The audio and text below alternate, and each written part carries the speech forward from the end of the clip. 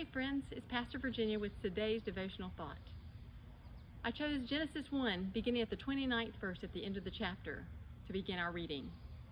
God said, "See, I have given you every plant yielding seed that is upon the face of the earth, and every tree with seed in its fruit. You shall have them for food.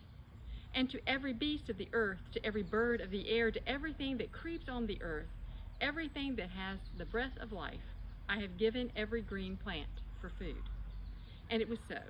God saw everything that he made, and indeed it was very good. And there was evening and there was morning, the sixth day.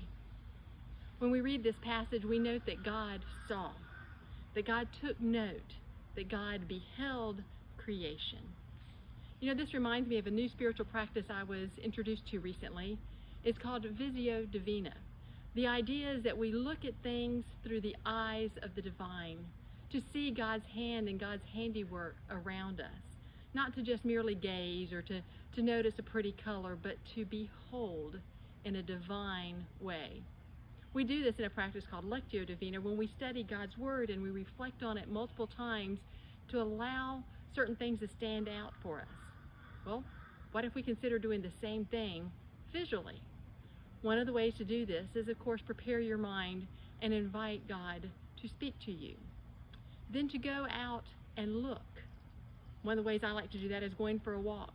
And as I walk, to not only gaze, but to stop and to ponder, to look deeper into certain plants, to see their color, their shape, their size, the intensity, the number of blooms that it has, the patterns that its branches make, the ways that the tree moves as the wind blows through it, to behold in a divine way that which God has created, and then allow the Spirit to speak to it.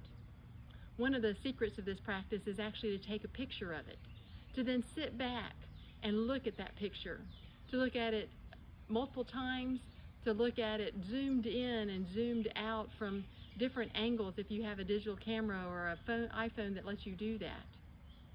To behold, to see that which is sacred in God's creation.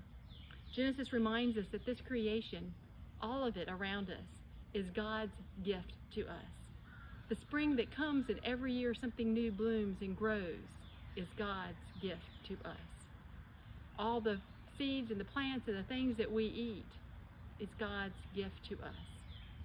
Next time you sit down at the table and you're going to say your evening prayer, may we remember that all this is God's gift to us, and take time to not only note and be thankful for it, but maybe to pause even before it gets there and behold that which is very good.